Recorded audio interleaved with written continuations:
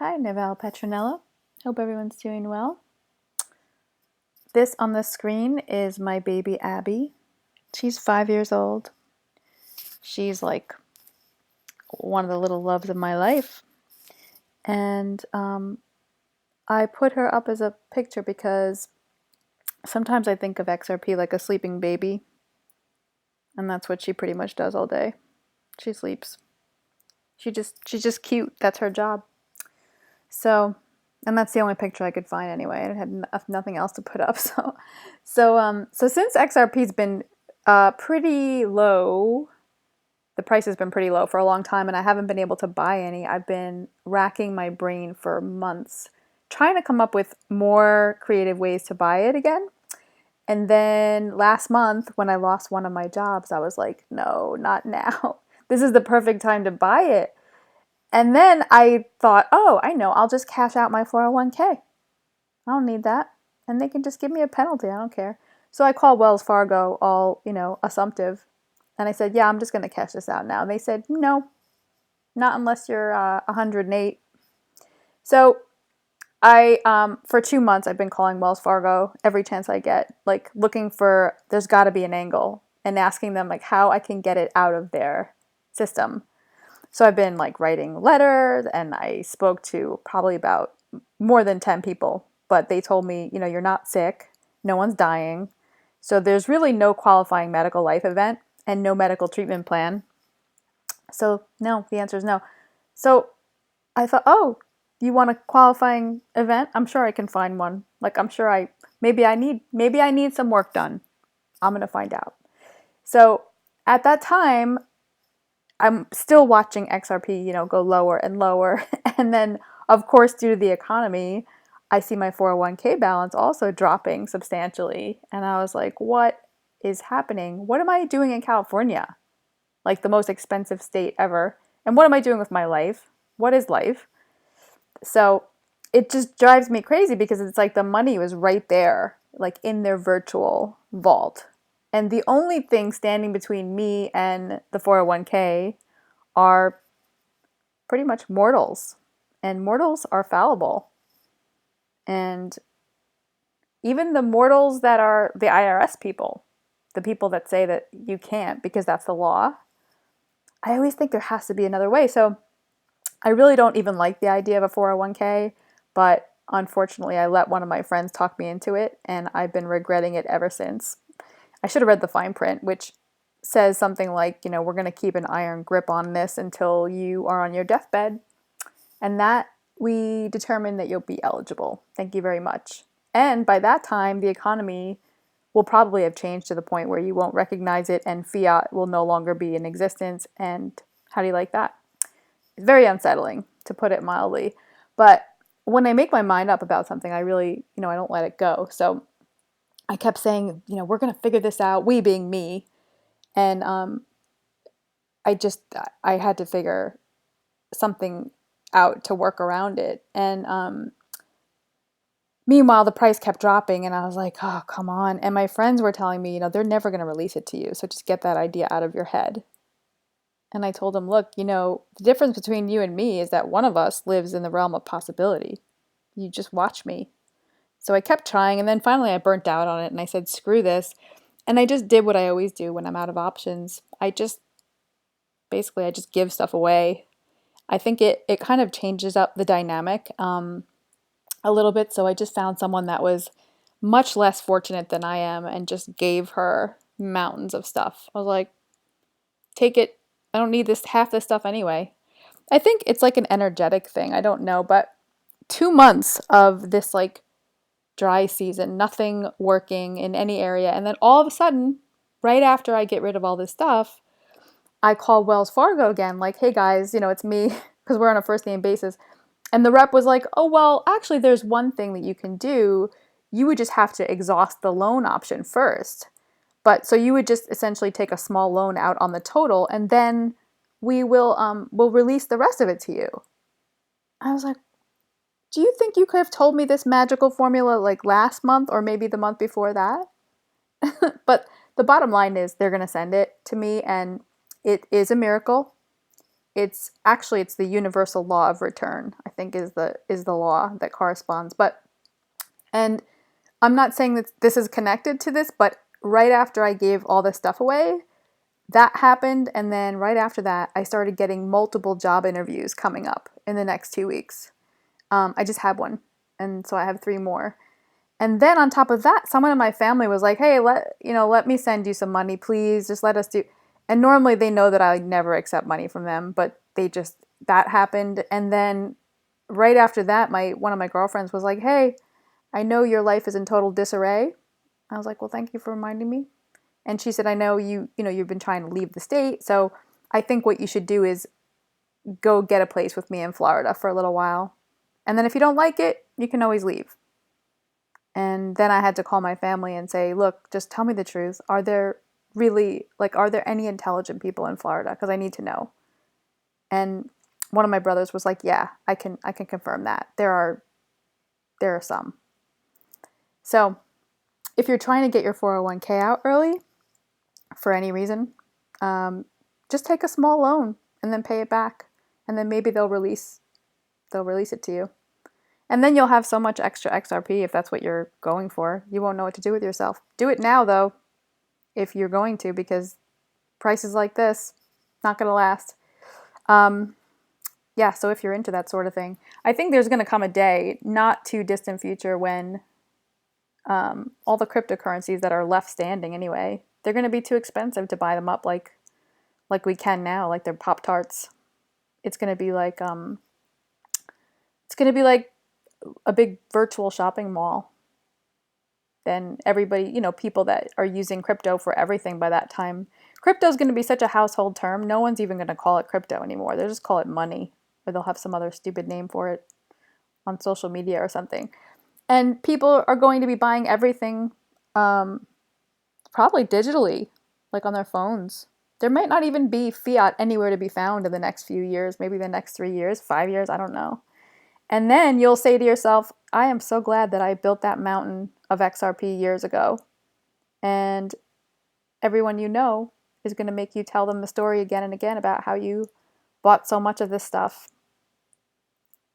at wholesale prices. So anyway, I'm leaving LA as soon as I possibly can. I don't know exactly when that'll be, but I'm already saying goodbye to my friends. So I think I'm done here. I just miss my family a lot, and I'd rather be a 3-hour flight to New York instead of 6-hour flight. I don't really mind. This week alone, I think I got 2 separate emails from friends in LA, and they both signed their emails with "Namaste," which might actually say more about me than it does about them, but still, I think I'm going to outlaw that word, "Namaste," once I leave here. Namastop it. I've been hearing "Namaste" since I landed here. And I just don't want anybody to ever say that word to me again. They should outlaw it altogether. I looked it up one time. So it means something like, "The God in me salutes the God in you," which is nice. I mean, it's fair enough. And I know they say it at the end of yoga class. But I don't want to hear my friends saying it to me. Like, "Mary, you don't even say grace. And you're an atheist." So... and a drunk, but that's another thing. The God in me does not salute the God in you. The God in me a little bit wants to make fun of the God in you. So I'm kind of sorry about that, but I'm done. So back to digital currency. I like to think, lately I've just been thinking about like future uses of XRP that maybe I can't conjure up on my own, because I think probably because I'm just too new at this, and I'm still trying to understand half of the terminology. I'm definitely no expert. So if anyone has any ideas, kind of more of what the future is going to look like in the bigger picture, put it in the comments. Like, if you have a good grasp on what other uses XRP could have, I would love to hear about those. Like, maybe you have more of an idea about, like, in the everyday world, how else will it be used? I know that this can't just be it, what we're seeing right now. Like, I think I need to just picture it in my mind, which I'm having trouble doing outside of the ideas of like banks using it, or it being used like a money translator conduit. Like, I know it's being used for Coil, cross-border payments, you know, TipBot. Some people get paid in XRP, things like that. Unless you don't know, then don't say anything. But there's actually a site called BitTube.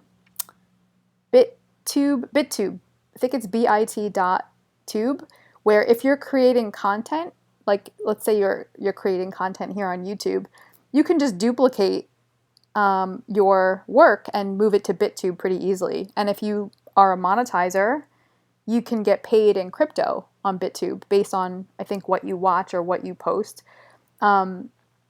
YouTube is still definitely superior in some ways, like in terms of traffic that it gets, but in a year, you know, you really don't know. So check it out. And I see that there's still a lot of XRP vultures hovering around everywhere. Maybe I just haven't been around long enough to have seen the cycle or the cycles of like where the constant attacks are always happening and people are just used to it. But you know, the XRP community on Twitter, as we know, is like, it's like the city that never sleeps. It's the city of perpetual awakeness, I think. But here's what I would love to see personally. I think this would be highly effective. So like some kind of face-off, like not like a literal face-off, but like a face-off in terms of there would be an open invitation to the more vocal and negative people who like to consistently slam XRP.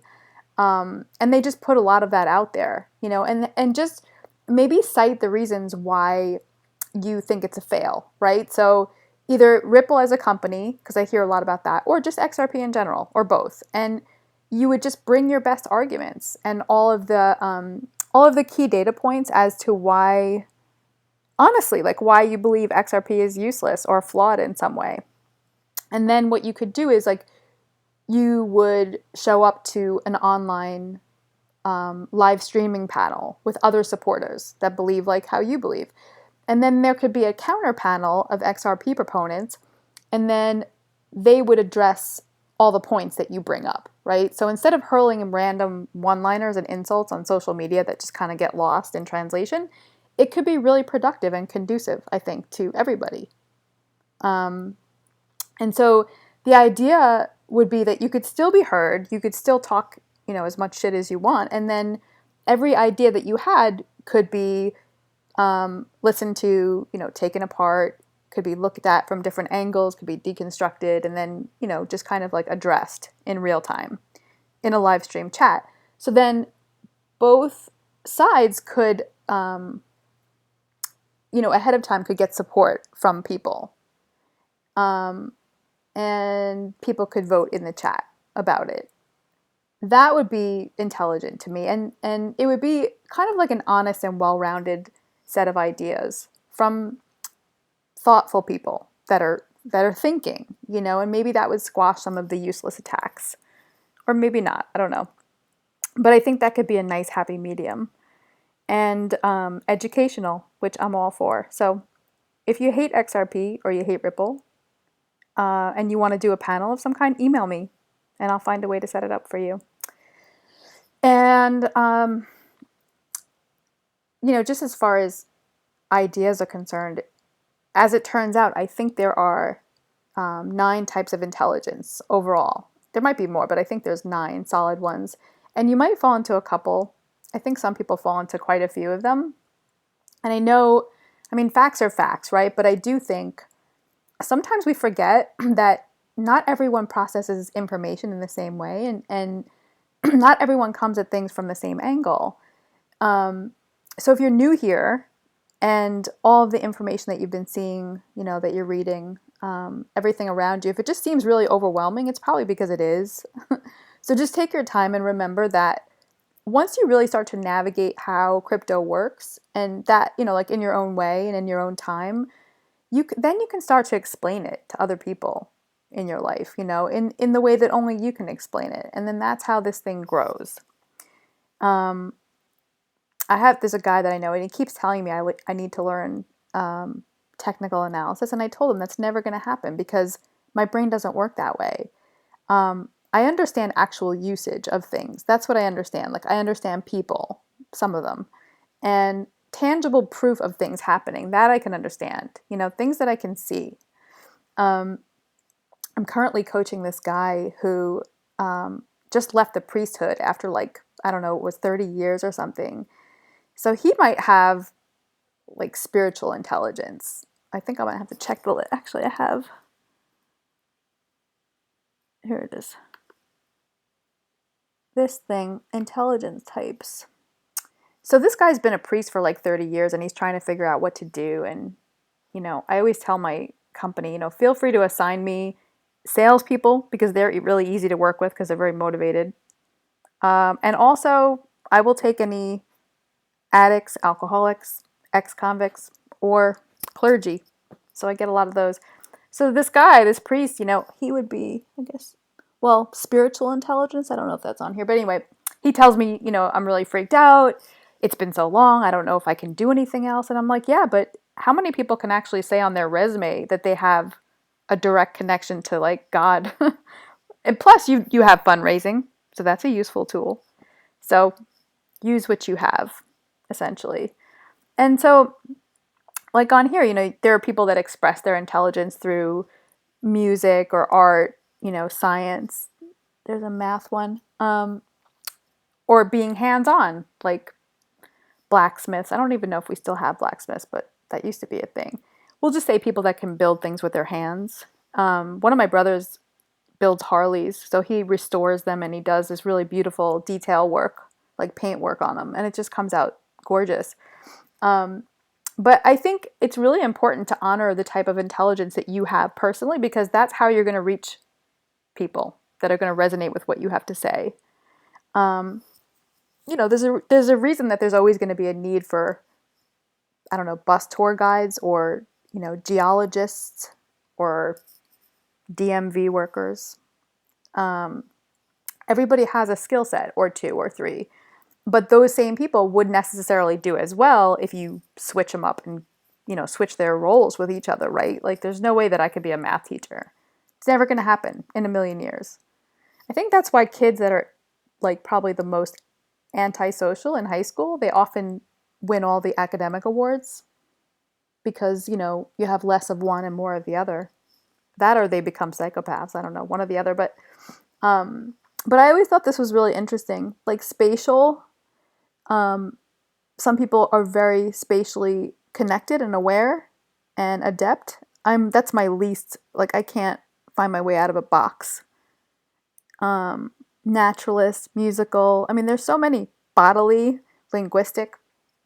Actually, I had this dead end job one time. I think I talked about it on one of my videos, and I was so bored with this job that I needed an outlet to stimulate my mind. You know, so I joined this online writers group, and in the group, it was great because people would share stories. You know, like life experiences and stuff like that. They would write, and then other people would read their stories, and then they would share their stories, and then you would like talk about them with each other. So one time I was in this group and I got a message from one of the members and he was like, hey, can I tell you some stories offline? And, you know, you got some good stories, but you should really hear mine. I mean, they're really next level. And I said, yeah, okay. So he started sending me stories.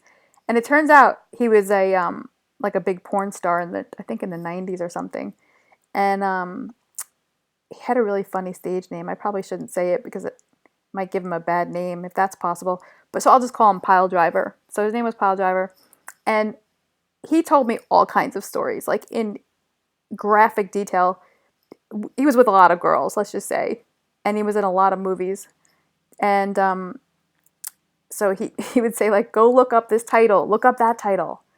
And I was like, you know, I don't know if I can stomach much more of this. But he was so proud. I didn't want to take that away from him. So we became friends. And I think once he realized I wasn't judging him, and he used to tell me how he co-starred with Ron Jeremy in a few movies, and I was like, yeah, but like who didn't, right? So after a few months, he asked me, you know, can I call you at work? And so I mentioned it to the guy that I was dating. I said, hey, this, just so you know, this porn guy wants to call me. And he's like, that's great. I think you should talk to him. It's not like you're ever going to meet him, right? So I don't feel threatened.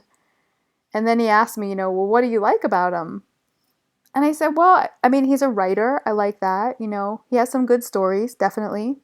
And I don't think I know any other porn people, right? There should be one.